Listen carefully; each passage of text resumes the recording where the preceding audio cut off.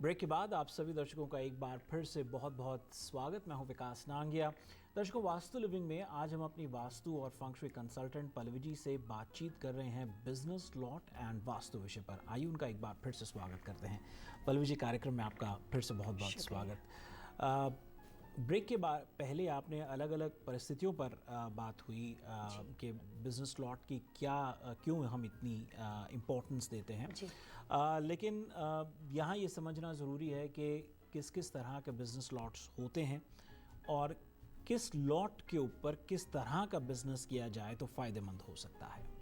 ज़्यादातर अमेरिका के अंदर जो बिज़नेस के लॉट होते हैं उसमें आजकल एक ऐसा भी माहौल हो गया है जो कि होटल रिसोर्ट्स के साथ, मोटल बिज़नेस के साथ जुड़े हुए लोग हैं, यूनिवर्सिटी बिल्डिंग के साथ जुड़े हुए लोग हैं, वो वहाँ पे कुछ जो जगह जो लॉट के अंदर एक्स्ट्रा स्पेस होती है वहाँ पे कई बार AT&T या इस तरह की कंपनियों को टावर बनाने के लिए वहाँ पे जगह को रेंट कर देते हैं। छोटा सा जगह होता है और वहाँ पे या तो किसी बिज़नेस का कुछ होर्डिंग्स के लिए स्पेस दी जाती है या कोई बहुत बड़ा सा टावर खड़ा कर दिया जाता है। वास्तु के अंदर जब लगातार मेजॉरिटी लोग किसी जगह पे फेल होते हैं तो उसका एग्जाम्पल, उसका सिंबल ये होता है कि उसके लॉट में गहरा वास्तु दोष है, क्योंकि एक आदमी वहाँ पे ठीक से नहीं करता, दूसरा आदमी ठीक से नहीं करता। अगर आपके पास 4-5 वहाँ पे स्टोर बने हुए हैं और वो प्लाजा कम्प्लीटली फेलियर है, वहाँ पे कोई आता ही नहीं है, और कई बार आपने देखा है कि उसका नेक्स्ट नेबरहुड के अंदर वो वहाँ पे काफ़ी पूरा भरा रहता है, तो इस पोजीशन के जब वास्तु दोष होते हैं तो लोगों के दिमाग में ये बात रहती है कि हमें ऐसी जगह को लीज करना चाहिए कि नहीं करना चाहिए, या खरीदने से पहले इन्वेस्टर के लिए भी ये बात का एक डर बना रहता है किस तरह की प्रॉपर्टी पे इन्वेस्ट करना चाहिए कि नहीं करना चाहिए। अभी मैं यहाँ पे कैलिफोर्निया, LA के आसपास और शिकागो के अंदर, ह्यूस्टन के अंदर किसी एक ऐसे इन्वेस्टर से काम करी हूँ कि उन्होंने US के अलग अलग प्राइम लोकेशन के कुछ सेंटर डिसाइड करने हैं और वहाँ पे उनको नए नए प्रोजेक्ट डेवलप करने हैं। नेचर ऑफ बिजनेस एक ही है लेकिन अलग अलग मेन क्राइटेरिया में उनको जगह का सिलेक्शन करना है।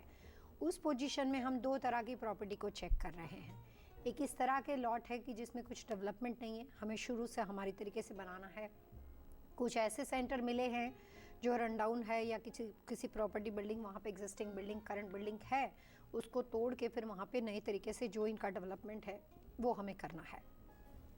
शेप ऑफ द बिल्डिंग या शेप ऑफ द लॉट के लिए जिस प्रॉपर्टी पे अभी आप हो वहाँ पे कोई भी तरह के बिजनेस में परेशानी हो, आपके इनसाइड स्ट्रक्चर के अंदर सारी चीज़ें बिल्कुल सही तरीके से चलती हो और उसके बावजूद भी कंटिन्यूस पूरे साल के अंदर आपको हर 2 महीने में वहाँ पे परेशानी दिखाई देती हो, तो लॉट के शेप को ठीक करने से उसमें काफ़ी हद तक फ़ायदा होता है, बहुत लाभ मिलते हैं। और लॉट के शेप को ठीक करने के लिए लैंडस्केप के थ्रू, फेंसिंग के थ्रू बहुत सिंपल माध्यम होते हैं।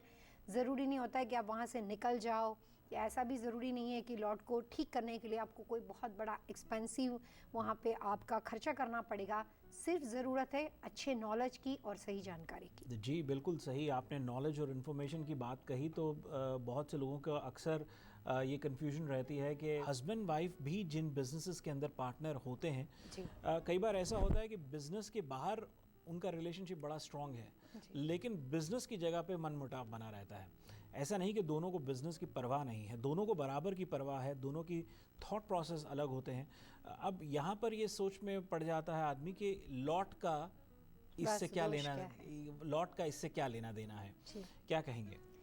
कई बार अगर आपको ऐसी जगह पे आप लीज करते हो जिस बिल्डिंग का जो लॉट है उसका साउथ वेस्ट कॉर्नर एकदम बड़ा हुआ हो या साउथ वेस्ट कॉर्नर कटा हुआ हो, तो ऐसे जगह के अंदर लीज करने के बाद पति पत्नी उस जगह पे जब बैठते हैं तो उनके बीच में इतना मनमुटाव हो जाता है कि बिजनेस को सफ़र करना पड़ता है। बहुत बार ऐसा हो जाता है कि दोनों रिलेशनशिप को इतनी वर्स्ट कंडीशन में लेके आते हैं कि दोनों डिसाइड कर लेते हैं कि मेरी प्रॉपर्टी पे आप नहीं आओ, अगर आपकी प्रॉपर्टी पे मैं नहीं आऊँगी, तो पूरा सेपरेशन वहीं पे बन जाता है। साउथ वेस्ट एक्सटेंडेड लॉट में पार्टनरों के बीच में मनमुटाव हो जाता है, आपके और आपके एम्प्लॉय के बीच में, आपके और आपके नेबर के बीच में। नेबर आपकी बहुत ज़्यादा कंप्लेन करते हैं। अभी मैं अटलांटा जॉर्जिया में एक क्लाइंट के साथ काम करी, उनका बहुत अच्छा सा वहाँ पे डे केयर बना हुआ है, लेकिन पास में नेबर के साथ इतना अच्छा रिलेशनशिप था, बहुत अच्छा। जब शुरुआत कर रहे थे तब वो हेल्प करते थे और अब जाके कुछ कंडीशन पे ऐसा आ गया है कि वो एवरीडे जाके, क्योंकि ये लोग एवरीडे प्रॉस्परस हो रहे हैं, वहाँ पे बहुत अच्छा पैसा बन रहा है, सब कुछ अच्छा है, और किसी वजह से ऐसी नाराज़गी हो गई जिसकी वजह से वो एवरीडे नई नई कंप्लेन क्रिएट करते हैं, जबकि इन लोगों को कोई परेशानी नहीं होती है। बट ये बड़े सुलझे हुए लोग थे, काफ़ी रिस्पेक्टेड फैमिली के लोग हैं, उन्होंने जाके उसको पूछा भी एक बार बैठ के, भाई क्या प्रॉब्लम है, किस बारे में आप बताओ, हम आपको हर्ट नहीं करना चाहते। बट फिर भी आमने सामने बातचीत में तो कोई परेशानी नहीं थी, लेकिन कुछ ना कुछ पीछे एक्टिविटी होती रहती थी। इसी बेस पे वास्तु हुआ कि ऐसा क्या है, जबकि बिजनेस बहुत अच्छा चलता था। तो मैंने ये देखा कि उसका जो लॉट था, उस लॉट के साउथ वेस्ट कॉर्नर में एक काफ़ी बड़ा हैवी इलेक्ट्रिक का ट्रांसफार्मर था। वो दोनों प्रॉपर्टी के बीच में पड़ता है। काफ़ी घर ऐसे होते हैं, काफ़ी बिजनेस लोकेशन ऐसे होते हैं कि ट्रांसफार्मर दोनों के बीच में स्प्लिट होता रहता है। तो वो साउथ वेस्ट में बना हुआ था, तो जिसकी वजह से इसका साउथ वेस्ट पड़ोसी का तो वैसे ही नॉर्थ वेस्ट हो जाएगा। तो उनको वहाँ पे अपने काम के अंदर बड़ी परेशानी होती थी, जिसकी वजह से देख देख के इनको लगता था कि इसकी वजह से मेरा बिजनेस नहीं चलता था। बट ये सिर्फ दिमागी वहम था, ऐसा कुछ नहीं था। नेचर ऑफ बिजनेस सेपरेट थे। तो मैंने सबसे पहले जाके उस लॉट के अंदर उसके शेप को बदल के वो जो इलेक्ट्रिकल ट्रांसफार्मर था उसको लॉट से बाहर निकाल दिया। 6 महीने के बाद उन्होंने मेरे को एक दूसरे प्रोजेक्ट के लिए हायर किया। उन्होंने कहा अभी हम एक मॉडल बना रहे हैं और आपको ये काफ़ी बड़ा प्रोजेक्ट है और आपको इसमें हमारी हेल्प करनी है। और वो कुछ अपार्टमेंट बिल्डिंग भी लीज करने के लिए रेंटल अपार्टमेंट बिल्डिंग बनाते, बिकॉज दे आर डेवलपर। तो उन्होंने मेरे को पूछा कि आपने क्या किया, आपने ऐसा क्या कर दिया कि अब वहाँ पे सब कुछ वैसे, बोले कि शुक्र है कि सब कुछ ठीक चल रहा है, लेकिन उसमें प्रॉब्लम क्या थी। तो मैंने कहा क्योंकि बिल्डिंग को मैंने हाथ ही नहीं लगा, बिल्डिंग के साथ जाके कोई काम ही करने की ज़रूरत नहीं थी। तो कई बार लॉर्ड के कुछ वास्तु दोष भी आपके रूटीन बिजनेस को हर्ट कर सकते हैं। सिर्फ अपने बिजनेस के स्ट्रक्चर के अंदर आपने पानी का लोटा वास्तु का सुन के भर के रख दिया, या अपने अंदर बहुत सारे अपनी आस्था के हिसाब से चीज़ों को लगा दिया और फिर भी वहाँ पे परेशानी होती है, तो उसको लाइटली ना लेते हुए रीज़न जानने की कोशिश करनी चाहिए कि आसपास की कोई चीज़ का वास्तु दोष, जिसको हम एक्सटर्नल लैंड पोजीशन का वास्तु दोष मानते हैं, इस तरह की कोई चीज़ से कोई नेगेटिविटी क्रिएट होती हो तो उसके उपाय भी साथ में करने चाहिए। जी दर्शकों, वास्तु लिविंग में अब वक्त तो चला है एक और छोटे से ब्रेक का। ब्रेक के बाद हम बिजनेस लॉट एंड वास्तु विषय पर बातचीत को जारी रखेंगे। साथ ही साथ वापस आने पर हम पल्लवी जी से जानेंगे टिप ऑफ द वीक। आप बने रहिए हमारे साथ।